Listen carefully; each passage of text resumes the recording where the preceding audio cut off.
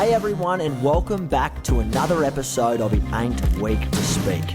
My name is Sam Webb, and this show is dedicated to ending the stigma around mental health through community, connection, and the hard-hitting truth. I'll be speaking with guests from all over the world about life to inspire and to educate people to speak up so that we can save more lives. Thank you for joining me on this journey.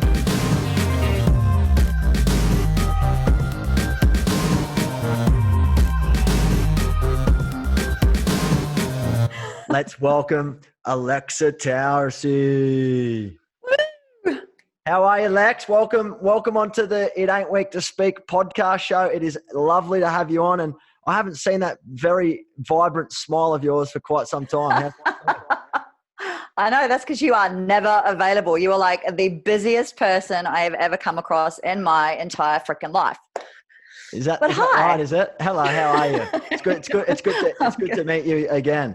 Lex, obviously, you're whereabouts are you right now? You're in Sydney, Australia today, are you? I am in Sydney, in my little place in Bondi Beach. Just moved here. It's awesome. Love it. Bondi is a very beautiful place of the world, isn't it? It certainly is. Well, not so much at the moment. I think we're going through Armageddon. In fact, I think the world might end very shortly. So. Well, I think it's good for the fires. I think we need rain for the next 6 months. Oh, I know, except it's not so fun when your car floods. What and speaking of car flooding, because you are a terrible driver, we all know that. Hey! Let's not talk about that, Lex. But what have you done today? I'd take it. It's midday back there, just after 12:30. What's going on 1 o'clock? It is. I worked this morning. I was at the gym this morning, so I had early morning clients, and then I finished around lunchtime, which is kind of the usual actually, and then just came home to catch up with you. And yeah, and that's always good fun. We always have fun together, Lex. For those of you who don't know, Lex and I go way back. When I first moved to Sydney, Australia, it would have been 6 or so years ago. I was introduced to Alexa. She goes by the Actually, name. you weren't. You tried to hit on my roommate, actually, if I remember correctly. Yeah, the good old DMs. Yeah, I'm a grub. I was a grub back then, wasn't I? But that being said, Lex, I mean, the moment I met you, you've obviously you're always putting out positive things in the world and doing things for other people. Ever since I've met you, you've been there for me on a multiple occasions, and I've witnessed you around your friends on occasions when they've needed you. You know, at all hours of the morning. Let's go back and talk about fitness. What got you into fitness? I know that you're at Russell Crowe's gym right now in Sydney. That's where you're a elite personal trainer out of. Is that correct? That is correct. I don't know who in the whole I've been there 7 years now. Oh my God, it's been such a long time. Time has flown. He doesn't, he's a shareholder in the gym now. He doesn't own it so much anymore. It's more Chris's gym. But in the whole 7 years I've been there, I've probably seen him in the gym like 5 times. So I'm not sure it's really his happy place. He hates to work out. Well, fun story. The first time I ever saw him in the gym, I was doing hip thrusts on the bench opposite, and it was quite awkward. Yeah, right. Eye contact while you're doing that. Yeah, and you take it pretty serious in the gym, Lex. So that would have been quite eye-opening for Russell Crowe. I think it might have been. I reckon he would have been intimidated. Oh, I don't know about that, but it took him a while to chat to me. But he's a good guy. Yeah. He's just very reserved, very. He likes to preserve his energy and his time. But the people he speaks to. You work alongside a lot of celebrities, whether it's in film and entertainment or whether it's elite athletes and whatnot. Coaches of elite athlete teams, sports teams around Australia. So where did all this begin? What got you into fitness in the first place? When I was actually growing up, I was a real straighty 180. So I was more of like a teacher's pet, a real sort of academic. And it didn't really change until I was like 15. And when I was 15, 2 things happened. One, my mum was diagnosed with manic depression. And 2, I was being bullied at school for being too skinny. So my nickname at school was actually Alexa Anorexia. And up until that point, I'd really had no body image issues. And that kind of started, I guess, like a ripple effect for me. So I was trying to deal with this stuff at home. I was getting bullied at school. And for me, I just happened to decide that I was going to go on this mission for muscles, and I joined my local gym, and that became my safe place from both places. So, you know, school, was tough. I didn't really have a crowd that I was hanging out with. I was kind of on the outskirts. Like I said, I wouldn't say bullied. It didn't get to that kind of point where I wanted to harm myself or anything, but it was definitely uncomfortable. And the gym for me became a safe place. It became the first place that I felt like I had any control over my life. It became a place where I felt empowered. I bumped into a whole lot of people who really wanted to see me succeed. And it was the first time that that had really happened. And weights for me, lifting, strength training kind of became an analogy for life. It was the first place that I really began to see the connection between what it felt like to be physically strong and then how that translated to me mentally. And that's the first place I really, I guess, not discovered, but found that I had resilience, and it's continued to develop. And for me, that's kind of, I consider that a gift, and I got that gift really early on. And I love training people, especially women, because I want to give that gift of empowerment to them, regardless of what they're going on in their everyday life. I want training to be their analogy for life. They come in, they feel strong, they leave strong, so that's kind of what I'm all about. Yeah, that's very, very inspiring. But do you think back, and I certainly want to ask about this as well, do you think back at school, going through those hardships where you didn't really feel like you had your own group where you could sort of rely on and turn to if things got bad, you had to sort of turn to yourself, and I guess that built a little bit of resilience from the outset. Do you think that was a big changing and a turning point in your life, that what inspired you to sort of go down this route? Like what was that name calling and Alexa anorexia? Was that something that really, was it something that was true? Was that true for you? Were you struggling, do you think, with your eating and the way your body looked at that time? Not at all. I can honestly say that I have never, ever had an eating disorder. I love food. I mean, you know how much I love chocolate. I don't really share food, So for me, like, I'd never had an eating disorder. I'd never had body image issues. I was literally just a really small build. My dad's name was Bones. He was a professional or semi-professional cricketer. He played football. That was his nickname. My mum, like, he was 6'2". My mum was 5 foot. They were both in the army. I went to military school until I was 10. Both of them don't look anything like me. My genetic makeup is small, pale, very English, like the delicate British rose. So for me, finding the gym and actually wanting to put on muscle. Yeah, I don't think you're small these days, Lex. You're probably one of the fittest ladies I've ever come across in my entire life. And you've shown me a thing or two in the gym, that's for sure.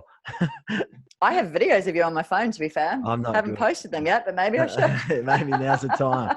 Okay, so right. So you obviously come from so your dad's obviously very influenced within the sports arena, so to speak. It's not like you didn't come from a family that wasn't active. Nope. I mean, military was like being part of military. That's what you do. You have to be active. My dad said he used to take me to cricket matches at Lord's, and all I would do is like run around and around and around the field. But I didn't really do any strength training. That was just like, I could run for days. But my parents always, I remember my parents taking me to race meetings and my mum saying, you are never going to be good at this because you're way too polite. Like, I'd be trying to overtake people. I'd be like, excuse me. But yeah, I didn't really have, I wasn't competitive back then. I was just very polite and very reserved. Yeah, right. The gym gave me kind of that character and that strength. So yeah. And then that's helped you to build out in all aspects of your life. And we'll talk about that later on. But you mentioned earlier that a big a catalyst as well was a depressive episode from your mum. Are you able to talk more about that and how that impacted you as a young girl growing up, especially in high school? I mean, that would have had a dramatic impact, especially not being really educated at that time either. Oh my God, back in my day, and that's showing how old I am, there was absolutely no awareness or education or, support networks or resources surrounding anything to do with mental health, mental illness, or suicide. Depression wasn't even a recognized textbook disease. And it was overnight, my entire life changed. My mom was this stranger. I didn't know who she was. My dad didn't know who she was. And literally half the time, my mum didn't even know who she was. And I didn't know what to do. I didn't know what was happening. I didn't know what to say, who to say it to, if there was an appropriate time and place to say anything. So I just said nothing at all. Like none of my friends knew what was happening at home at all. And if you asked me what my dad thought about it, I have absolutely no idea, because we never ever had one conversation about it. And I was terrified. Like I didn't want to bring friends home because I never knew what mum I was going to get when I walked in the door. I would have a mum who'd come home and want to cuddle me, or who'd want to make me pancakes, or who'd, want to know how my day had been. Or I could come home, walk in the door, and I would have my mum screaming at me that I was a slut, and screaming at me as, did I know that she was in labor with me for 38 hours? And, I was an ungrateful bitch. And, at this point, like I was a virgin, I was very sheltered from the world. I hadn't experienced any of this stuff. And to be faced with that, when, not only is your mum saying it's someone who's meant to love you and care for you and protect you, but also to have none of it even have any grounding, it was very confronting for me. And I didn't want to take the chance of bringing any friends home for that, and as a direct result of all of that, my coping mechanism obviously was to go to the gym. My dad's coping mechanism was to drink, and that's where that started. So yeah, it was really tough. And yeah, wow. So, and we could talk so long about, and I've been very grateful and honored, I guess, to speak alongside you and hear more about this story in long form. But that impact on you as a young person would have obviously meant a number of different things in a number of different ways. There is no doubt about that whatsoever. And did that affect your relationship with your mum over the long run, do you think? Yeah. 2 years later, when I was 17, my mum tried to take her life, and I walked in. And, I often talk about that moment because it was probably the most heartbreaking moment of my life, because up until that point, I knew that she was struggling. I knew that we were struggling as a family, but I didn't understand that she was at a point where she felt like that was her only option. And I think following that, it was, she survived that day, but something in our relationship died. It's the only way I can explain it, because I didn't know how to love her or how to support her after that. And it really did. It impacted our relationship on so many levels. Like I didn't really see her as the parent figure anymore. I felt like I was the parent, and that was really, really hard. And on the times where she was really needy or feeling really vulnerable and she would reach out for support, I didn't know how to be there for her. And it took me a long, long, long time to forgive myself for not being able to do that. But it's also, like I have friends that have really interesting family dynamics, and it's why I'm so big on just mend whatever bridges you can. Tell the people that you care about that you love them, because you don't know that you're going to get another chance to do that, and I wish I'd had the opportunity to mend those bridges. But I think even from an outsider like myself listening to you right now, I can see that it, and I can hear it, that it changes you. It really still affects you to this very moment. But I think given the information that you had in the moment of time and the surroundings that you're in, your mum, your dad, yourself, there wasn't so much you could do anyway. I mean, you were young. There wasn't like we could sit here and say I could have and should have and would have done this stuff. But it sounded like you were already juggling a number of different balls at that time, and you were trying to be the best for your family, and you were trying to be there for your family. And then you mentioned earlier that your dad was sort of, while you were trying to keep things together, your dad was turning to alcohol, and then that had its own effect on the family. Did that make things worse, especially with your mother and yourself? And how did that play out in the family? Because this is something that I feel that a lot of people would learn from.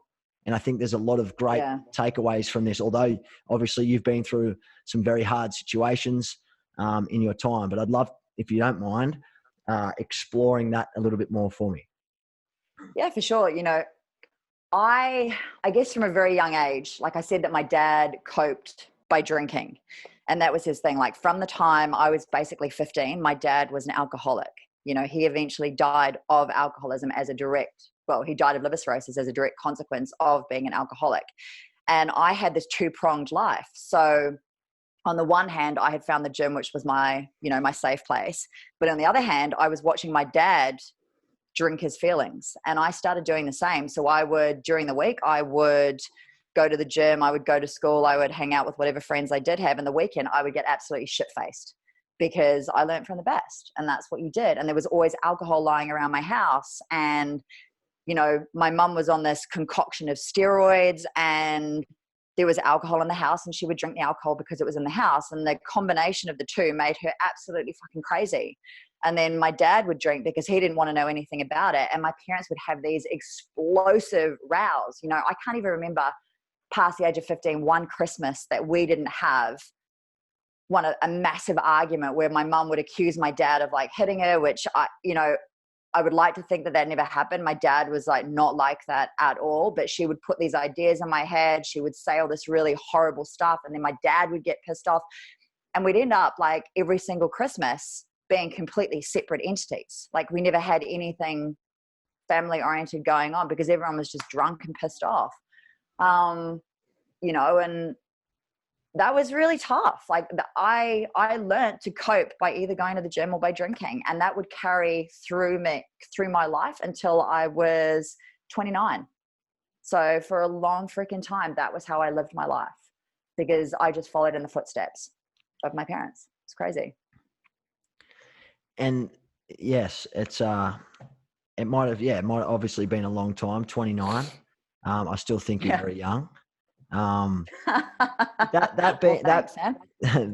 being said, Lex, I mean, that would have had it would have taken an enormous toll on you growing up. How did you muster up, I guess, at 29 years of age? You said 29, it went all the way up to 29. How did you stop there and say, you know what, I'm going to stop drinking. I'm going to give up and give away drinking because I don't want to go down the same path maybe that my father went down. And I don't want to resort to alcohol as a way to deal with my emotions and my feelings because it wasn't working. How did you identify that? Because there's a lot of people out there that probably know that isn't the best outlet for them, but they don't know how to stop it. How did you stop it?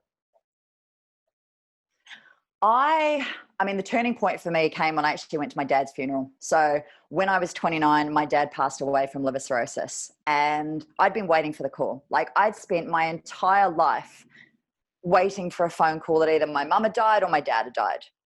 And it was, like no one ever wants to live their life like that.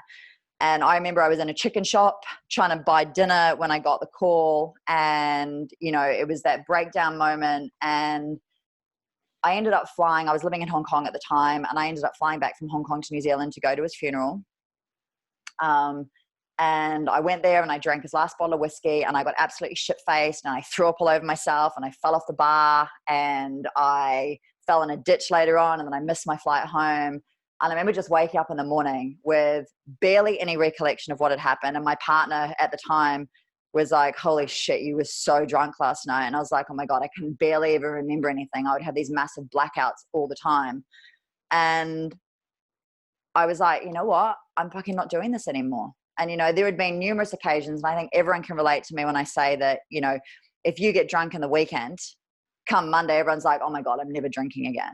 I'm never going to do this again. I don't want to feel like this anymore, And I used to call that self-loathing Sundays, because I was very, very familiar with that sick feeling when you're waiting for a text from somebody to say that you've done something stupid or said something that was, that had offended somebody, or, whatever had happened. And I was just my breaking point. I was like, I'm not doing this anymore. And he sort of like rolled his eyes and was like, yeah, until next week. And I was like, no, I'm fucking serious. Like, I'm not doing it anymore. And I went back to Hong Kong, and I never touched a drop.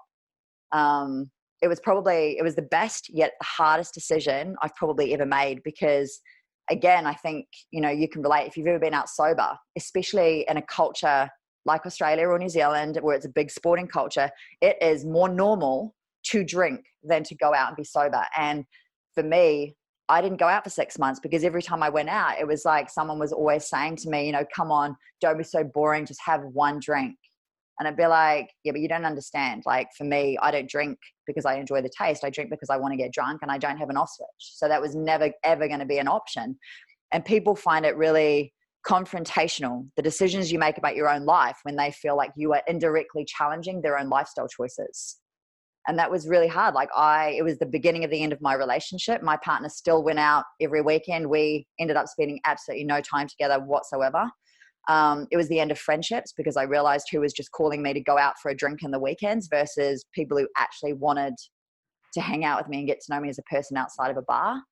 And it changed the way I thought about life. You know, for me, there was a girl at my gym who was working there, and she had been through drug and alcohol rehabilitation. So she'd been sober for 4 years. And I remember one day, it would have been a couple of weeks into my I'm not drinking again. And I remember going to her and saying, how the fuck do you do this? Like, I am angry and I'm frustrated and I've got no outlet anymore. Like, how do you do this if you don't have an outlet? And she was like, you have to find a purpose, something greater than yourself. I was like, okay. She's like, you have to find a hobby, something that's going to distract you enough that you don't think about it. And that's how I got into half Ironman. So, you know, once again, the whole theme of fitness, like fitness saved my life. Like I got into half Ironman. No longer was I having FOMO about not being out the weekends because I knew, like, if I went to bed at 8 o'clock on a Saturday night, I knew I had to get up at 4 a.m. in the morning on a Sunday because I had this like 6 to 8 hour marathon training session. I had a new focus. I was like, right, I'm going to commit to training for the Worlds. And then I found this entirely new social circle who absolutely understood what it was that I was trying to do and were willing to support me through it, you know, and that was kind of like, that was the lifeline I needed. I hung out with them on the weekends and I didn't really think about it. But even my boyfriend was like, you know, he would never see me. He wanted to go and get pissed in the weekend and I wanted to chill out. So it was, yeah, it was an interesting time for me, something I don't regret, but it's definitely, I get a lot of messages from people, especially when I do interviews about the whole giving up drinking. And it's a really sad fact that most often people don't understand they have to quit until they actually have no other alternative. I have no doubt in my life that if I hadn't quit drinking, it would have killed me at some point or another, for sure. So that was absolutely a turning point in your life. And obviously fitness has saved your life. And it's a very powerful story, one that I'm sure a lot of people can relate to, Lex. What do you say to people who are like, let's go out for a drink, and they just don't get it? Like, what do you eventually say like, I understand you have to lose friends and you lose relationships, and I get that. Do you think it all comes down to a lack of understanding, or is it being too judgmental? Like, what? Because I know being here in LA, I feel like the drinking culture here is nothing like it is back in Australia. It's not. Like, it's absolutely really not. Australia's culture is very strong when it comes to drinking and alcohol and stuff like that. So what do you say to those people that are uneducated, that don't have I would like to think that there's a lack of open-mindedness and understanding and empathy and compassion, because how many times did you have to open up and share that story that you've just shared with me with people that questioned why you weren't drinking anymore? I pretty much have to do it most times now. Like, I've just found the easiest way to do it now is just to be honest. Yeah. You know, like, if people, I know how the conversation goes. So the easiest thing for me to do is now, my dad was an alcoholic and he died from it. And they're like, oh, fuck, okay. Sorry to hear why that. Can't you just say, yeah. But why can't we start to saying, I just don't drink and it's accepted? Why do we have to come up with this whole life-changing moment and a story of justification to be able to say, you know what, I'm not drinking, for someone to say, no worries, still come out? Why is it always that we have to feel like we've got to justify our actions? That's what I'm trying to get at. I think a lot of people find it confrontational because they kind of want you to justify the way they're behaving. So they get really uncomfortable, like, we'll just have one drink because it makes them feel better about themselves. By me saying I'm not drinking and I've made that choice and I can go out and I know exactly who I am, it's very confronting for those people who potentially recognize that they have a problem, but they aren't ready to deal with it yet. You know, and it is like, it's very easy to talk about something when you've already been through it and you've already dealt with it. But if you're talking to someone who is in the midst of going through something themselves and maybe they've identified that there's something going on with them, maybe they haven't, maybe they just want to remain oblivious because they know that the minute they identify there's something wrong, they're going to have to fucking fix it. Whatever it is at that point in time, that person that is questioning you is not dealing with whatever it is that is going on for them, is not ready to deal with it. And you are just mirroring every self-worth thing that they have going on for them. You're just reflecting all their issues back at them. And they're like, I don't want to deal with this. It's just easier you know, if she were to have a drink, it would justify what I'm doing. So I don't think there's an easy answer for that. Like I get a ton of people coming in the gym saying, you know, I want to stop drinking because I want to lose weight. I want to do this, or I want to do that. And it's like, you'll stop drinking when the time is absolutely right for you, and when you recognize that there is no alternative. And it is as simple as that. Like there is no easy way to do it. You have to find something greater than yourself in order to do it. You know, drinking, it's a crutch. Yeah, it's a great, and there are no consequences. There are no consequences for people here either. You know, like you have to hit rock bottom yourself to understand that you have to give it up.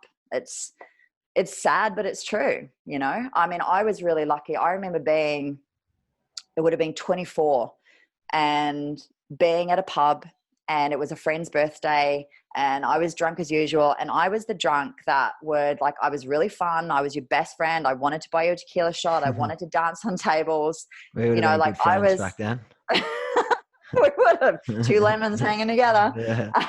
But, you know, I was the life of the party. But on the flip side of that, I never had an off switch. I drank because I liked the feeling of getting drunk. Not because I liked the taste of alcohol. I liked being shit-faced because it meant I could escape from everything. And therefore I would drink till I either threw up, until I blacked out, or until I went home without telling anybody where I was going. I was that friend. You know, I was the friend that other friends were worried to go out with because they didn't know how the night was going to end up. And that's all. Yeah, wow. Well, I just remember a friend coming up to me at this birthday party. It was actually a boyfriend of one of my best friends, and him being like, your friends love you, Alexa, but it's really, really hard to be your friend when you're drunk. And I drank some more. I was really hurt. I cried, but I kept drinking. You know, it turns out that guy that said that to me is actually the partner of Jacinda Ardern now. Yeah, wow. So our Prime Minister, like, I have never told him that he was the one that said that to me. At some point I should send him the interviews that I've done. But yeah, it was crazy. But it would take me another, 5 years to learn my lesson, and putting myself in a ton of dangerous situations. You know, I remember getting to a point where I had my drink spiked one night, and, you know, ending up down the road being dragged off into a park with 3 guys. I've never spoken about it.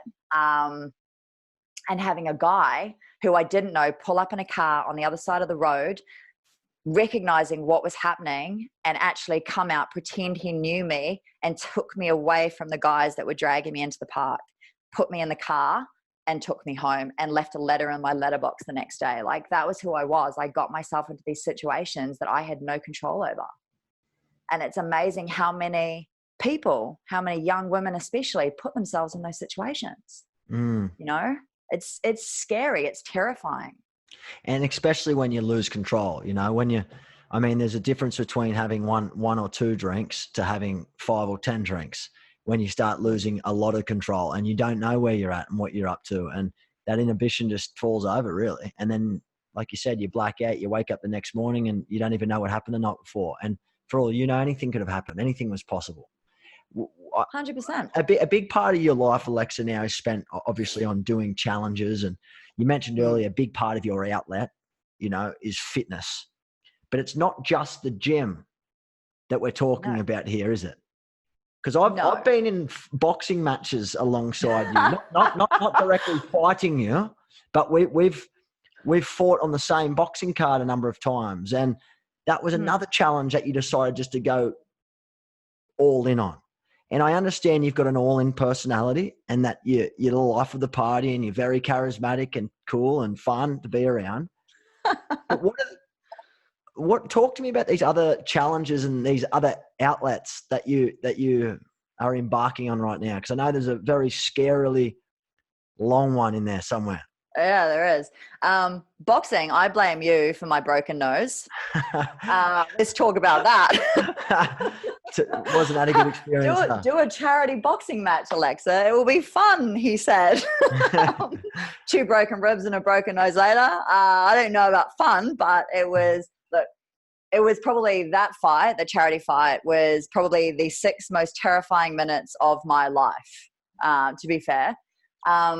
And it's funny because I went into that, like, I have this whole philosophy about life that I will say yes to everything that comes up that scares me or challenges me or puts me out of my comfort zone, even if I have absolutely no idea how I'm going to do it. And then I'm just going to figure it out along the way. Because I feel like every time I've done that, I've made either one of the biggest and best decisions of my life, or I've experienced the most growth, or I've met incredible people at the same time.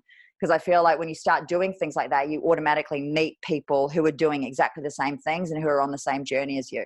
And you learn new things. You're trying things that are outside of your comfort zone because it's something that scares you, which in fact will make you grow. Whether you win or lose a boxing fight is a perfect example. You gained a lot of value out of that, didn't you? Whether you walked away with 2 broken ribs and a broken nose, that's 6 gained minutes. So much. The 6 minutes might have been the hardest 6 minutes of your life, but the 12 weeks prior to that, when you're training in the boxing gym, were probably some of the most rewarding. Yeah, look, I love the whole training process. And I have to say, like, for me, the scariest thing about the whole thing wasn't about getting hit. I didn't really care about getting hit. Like, physical pain to me is nothing. You get over it. For me, the biggest thing for that was I was terrified of failing and failing publicly. You're in a boxing fight. There are 2 people in that ring. It's not a team sport where you can hide behind a team. You're either the winner or the loser. There are no gray areas. You won or you lost. And, for me, so I ended up with, losing in front of all of my peers when I was the favorite to win, which was a whole new thing in itself. And it took me a while to understand that I couldn't fail either way, because for a lot of people, they wouldn't have gotten the ring in the first place. And that's not like an arrogance thing. That's just a thing. A lot of people don't want to do the things that they're scared of. They don't want to do anything that they feel that they're not going to win or be good at or come out on top. And I didn't come out on top. So, yeah. There's a really good pattern here. And the reason why I want to ask this question is a lot of your life that you've explained up until this very moment now, and we can talk about your involvement with Living and the work that you do for communities, especially around Sydney and rural areas and other places. But people stepping out of their comfort zone and people who are struggling to find that outlet that they need to sort of make a change in their life. How would you, for someone struggling right now in an area, might not be very similar to yours, but how do you motivate someone to go and try these new things? How do you motivate someone enough to go, all right, I'm going to try a boxing fight, or I'm going to jump on an airplane and travel to a place by myself, or I'm going to put my hand up and study in these classes? Like, how does someone go from, I know that I need to do something about it, but I don't know how to get there. I don't know what to do. What would you tell them? Because you've done it and you're still doing it, and you've got this outlet that you're continually chasing towards. So you obviously have something that works for you, and I want to know what that is. God, it's such a good question. And yeah, there's no easy answer because everyone is motivated by something different.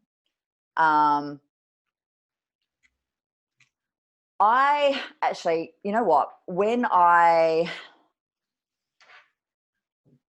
toured the US with Kevin Hines as his opening speaker, and I'd never done a big speaking gig like that ever. And the first crowd was like 1,500 people, and I forgot half my speech, and it was a really interesting experience. But while I was over there, I actually met this guy called Sebastian Terry, and he has written this blog or this book called 100 Things. And his whole life was basically about, you have this one life, and you're not designed to live in mediocrity. You were designed to live an extraordinary life and have extraordinary experiences that shape you. And in turn, by shaping you, you can help have a more positive impact on the people around you. And I always go back to that because he's written this bucket list of things that he wanted to do in his life, like skydive naked, or deliver a baby, or minister a wedding, or cross a desert, which is why I'm doing the next challenge that I'm sure we'll talk about at some point. All these different things that are vast and unique and hugely terrifying, but they're all about like stepping out of your comfort zone. And I often remind people, like, what has been the greatest experience of your life? Like, what was the last thing in life that brought you joy, and why? And usually people have like a pattern of the things that they do in life that bring them joy, whether it to be with family or friends or adventure activities or animals or whatever. And I'm like, we identify the theme around whatever it was that brought them joy. And I'm like, so why are you not doing more of those things? Because that's what life should be about. It should be about finding the things in life that make you truly happy and then chasing them, whether that be adventure, whether that be family, whether that be whatever it is. You know, it's about finding those things, and it's different for everybody, but everybody has like a primary motivator. And it's just about remembering what that is, because a lot of people have lost it along the way and they're just living life to pay bills. But everyone definitely has every single person, no matter who you are or where you're from or your background, every single person has the power to change their own life, is basically what you're saying. 100%. Like, you might not be able to choose how you die, but you absolutely get to choose how you live your life. Every single person gets that choice. If something in your life is not making you happy, why the fuck are you still doing it? If the people around you are not bringing you joy or educating you or inspiring you or motivating you or empowering you to be the best person you could be, why the fuck are you hanging out with them? You know, like, and I know it's easier said than done. Like, just because you're not happy with your job doesn't mean you can quit everything and find a new job. You know, people have to put, you know, money in the bank and pay mortgages and pay bills and actually have responsibilities. And some people have families where they can't step back from work and chase their dreams and passions because they're just not in a fortunate enough position to do that. 100%. But you can take baby steps. Absolutely. You know, like, I remember when I was like, I did corporate for a long period of time. Like, I was in PR and marketing for 3 bars, funnily enough, being, you know, I wouldn't say an alcoholic, but definitely having an issue with alcohol. And for me, like, when I started personal training, like, I recognized that it was something that I wanted to do. I would be at the gym at 5 a.m, taking clients before I went to work. And then I would be at the gym after work, getting up my hours so that eventually I could make the transition from corporate to that. You know, like, it's never an easy road, but if you identify that you're not happy, you can definitely start taking steps Totally. to make a new reality. And find, like, for me, it was really, really important that I found good people that actually wanted to support that. They didn't want to be in competition with me. They absolutely wanted to see me do well, and they would support that. They wanted better for themselves. And the minute I started changing things was the minute that I started inviting all this new energy and all these new people into my life, because I was on a completely different journey. And you kind of have to embrace that part of it as well, because when you're starting something new, it often inevitably means the end of something else. Like, people are either driven by fear or love, a love of doing something or a fear of being stuck somewhere else. You've got to hone in on what it is that drives you. Is it fear, or is it something that you love, and then use that to motivate you to get out of it?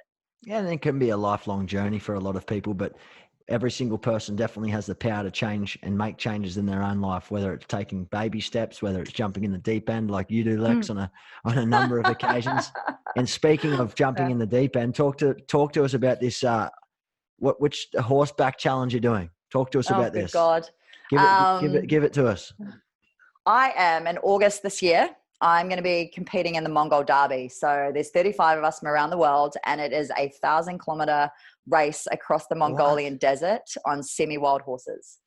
And I'm crazy. How did you get into that? And how did you even think of that was the next challenge that you wanted to do?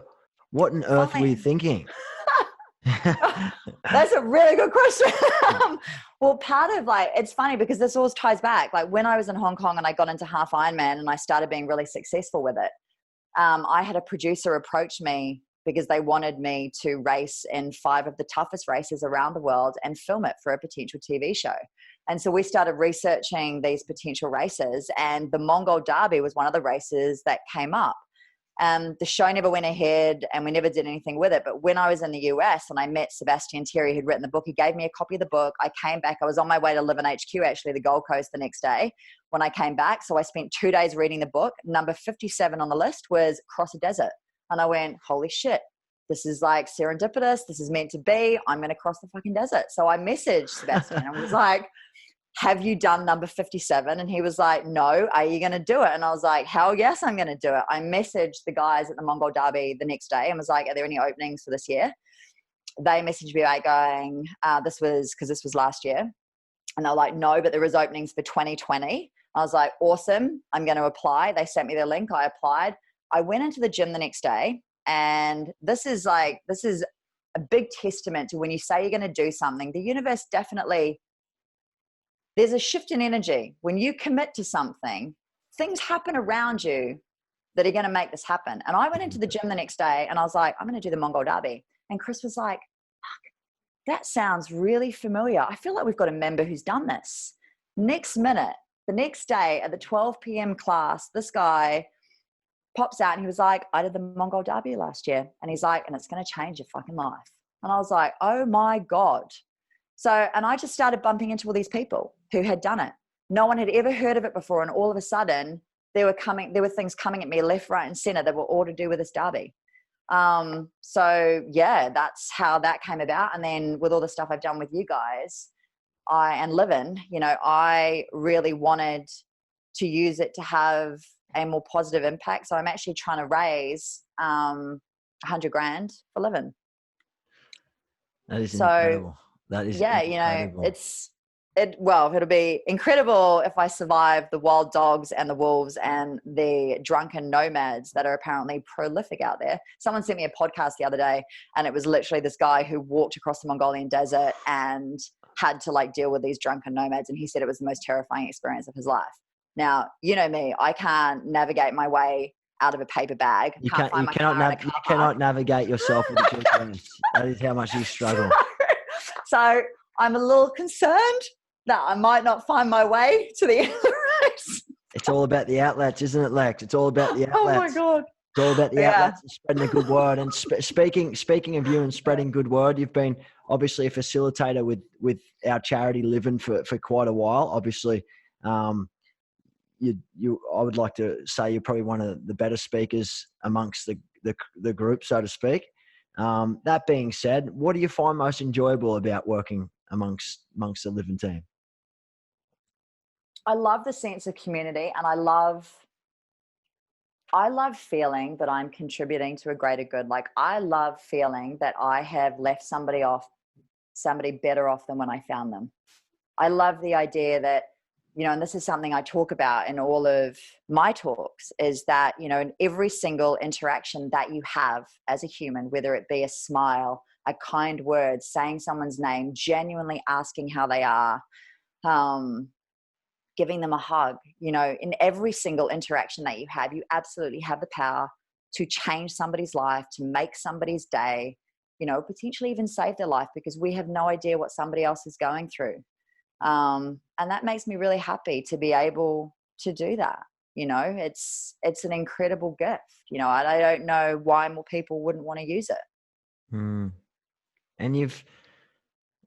And you hit the nail on the head there, and everyone's got their own causes and their own outreach programs that they definitely gravitate towards and want to support and whatnot. Obviously, you've got a passion and an interest in living and mental health awareness, improving people's mental health through early intervention and early prevention, and obviously suicide prevention. That being said, I know that you're in a very near-death experience yourself not so long ago when I was living back in Sydney, and I remember coming to see you in the hospital. And having me throw up all over myself in my Zimmer frame, that was awesome. Yeah, minor moments. But that was it. It seems like over time, obviously, growing up amongst a bit of chaos in the family, and moving to obviously Hong Kong, then to Australia. This was obviously New Zealand, Hong Kong, Australia. Is that correct? Is that how it went? Yep. New Zealand, Hong Kong, Australia, and having your own challenges along the way, and having to, I guess, be a supporter and a provider for the family at a very young age, when ideally you probably would never have had to do that. And then coming to this near-death experience. Can you talk to us about that? And what you got out of that? I've never been at a near-death experience. I don't think so. I want to find out what that was and what that felt like for you. Well, 2.5 years ago now, I was diagnosed with degenerative osteoarthritis in my left hip. And that was devastating enough in itself, because obviously I've always identified with being physically strong. And I was like, Jesus Christ, I can barely move now. I can barely get out of bed. I can't walk across the street. I can't, if I'm in the gym, I'm sitting in the corner with my crutches. It was really confronting for me, to all of a sudden feel like I had my identity taken away from me and I was in pain all the time, and it was like very socially isolating. But that was kind of only the tip of the iceberg. I went through that pain for 8 to 10 months. And then I had 5 orthopedic surgeons that were like, if you don't have a full hip replacement, you're not going to walk again. And I was like, shit, okay, it's that serious. All right, well. And that was obviously, it's going to, your career and fitness and everything else, that would have just put an end to it's everything. My livelihood. Yeah, absolutely. yeah. Absolutely. And it was terrifying for me. Then you would have feared for your life in itself, because the fitness side was your life. That was your outlets. That's how you survived. You said earlier, fitness saved your life. So on that, talk to me, please. Yeah. And it was August the 12th, 2017. I was admitted into hospital, into St. Vincent's, to have my hip replacement. And I'd kind of been like, okay, I'm an athlete. I've been through a ton of challenges in my life. I'm just going to go in. I'm going to get this bionic hip. I'm going to come out. I'm going to be as good as new. It's going to be sweet as, that whole mentality that you have. And then, shit never goes to plan. I went into the hospital. I was admitted at 8 a.m. in the morning. At 12 p.m., I woke up in ICU on a breathing tube, unable to breathe by myself. And I had 3 of my best friends standing over my hospital bed, like crying. And I wake up just going, what the hell is going on here? It turns out I had flatlined in surgery. So I'd had an anaphylactic reaction to my antibiotics. I had flatlined 4 times and had to be resuscitated. So, the way I describe it is up until that point, if you'd have asked me what I did, I would have said I had a job. Like I was a personal trainer. That was my job. After that experience, something happened. There was no white light. There was no conversation with Jesus that I can remember. I had 137 DMs asking me that question. But what there was this absolute moment of clarity about the type of person I wanted to be and the type of impact I wanted to have on the people around me. And following that, I would have said, like, I absolutely knew that I had a purpose.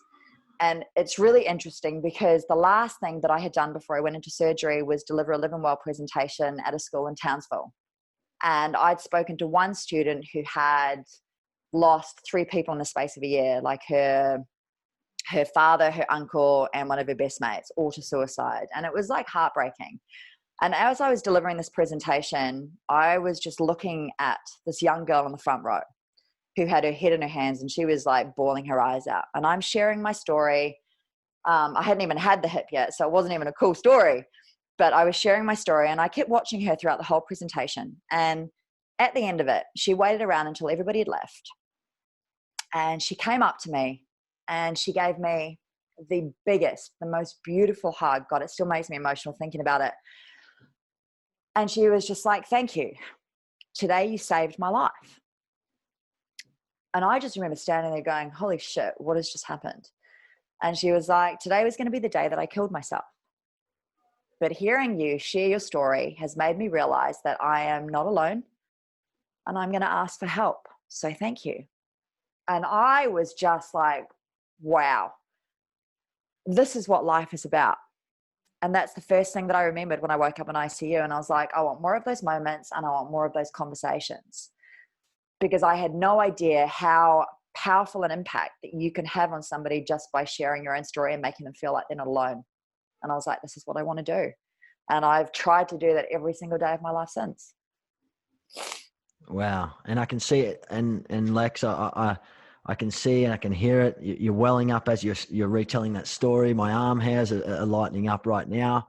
It's a very moving story, but it's something that's absolutely happening right here, right now, especially in Australia and the United States. People are taking their life by suicide all the time. And it's something that we are trying to address as a collective so that we can spread the good word and save more lives. And I appreciate all the work that you keep doing for Living. I appreciate the challenges and these tasks and these challenges, I guess, that you're putting yourself into. You're risking your life at the Mongolian race, I can tell you right now. But you're doing it all for a great cause. And I know how much that means to you, and I understand how hard you'd be working to get through that, to make that a success for yourself. And I'm excited to watch that journey. How can how can people find you, Lex? How can people support you, follow you on social media, and follow the journey that you're on? I am probably the best way is Instagram. I'm at Action Alexa, obviously, because I'm all about action on Instagram. And I have a GoFundMe page for the Mongol Derby if anyone wants to have a look at what I'm doing, exactly why I'm doing it, and then how they can help. But it'll be incredible. You'll be able to follow the journey through the Mongol Derby page as well. They've got an official Instagram page and they'll have live updates. So hopefully I won't be having my own little party on the Russian lines. Hopefully I'll actually finish the race with everything intact. I've got all the faith in the world. I think you'll get through it stronger than ever. And you and I both know, Alexa, you'll make and learn something new from it, no doubt. Regardless of the challenge that you face, you'll learn something from it. And whoever you touch and whoever you speak with amongst that journey and along that journey, you will certainly make their day better. That's for sure. Because I know the person you are, I know what you stand for, and I know how persistent you are, but you're very laser focused on things. You know what you want. And when you know what you want, you generally get it. So, yeah, I just want to say thank you for taking the time out to have a chat with me. It's always, these days, it's always few and far between. So let's try and make them a little bit less few and far between. Agreed. But before we close this off and before we wrap up another episode of It Ain't Weak to Speak, I want to ask you a couple of questions that we can leave with our audience and our listeners. Mm-hmm. What's the one best piece of advice that you've received in your life?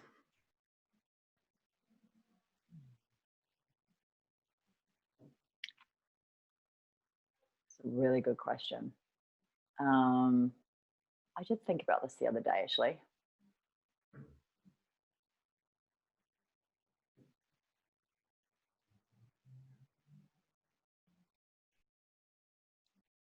Give me a second. Come back to that in a sec.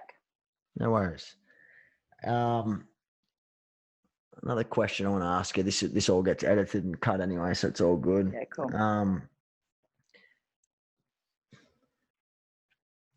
Well, that was my really only question I wanted to get from you in terms of what advice. Okay. Look, biggest piece of advice, and one that I tell everyone: you never regret being kind. If there's anything in life there's a ton of things that you can regret in life, but being kind is never one of them. Being the bigger person is never one of them. You know, like you might not get to control things that are happening around you, but you absolutely get to control how you react to them. And that can change everything in an instant. But if you always remember who you are, what you stand for, and you're that person in every single interaction, you can't really go wrong. Just be your authentic self and be kind. Okay, perfect. And that's very good advice. And it's free. It's free advice too. It's not something that people have to go out and spend copious amounts of time and energy and money on. I mean, it's something that we can all do any minute of the day, right? Any interaction that we have. 100%. On that too, what would you say to someone right now who is maybe struggling in silence?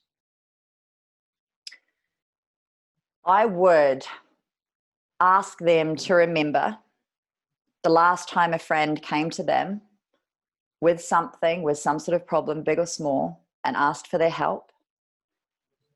And I would ask them how it felt to be able to help that person just by listening to them. And then remember that how good a person that they felt and how amazing that experience was to be trusted with somebody else's journey. I would ask them to flip that switch and apply it to themselves, because that's essentially what you are empowering somebody else with when you share.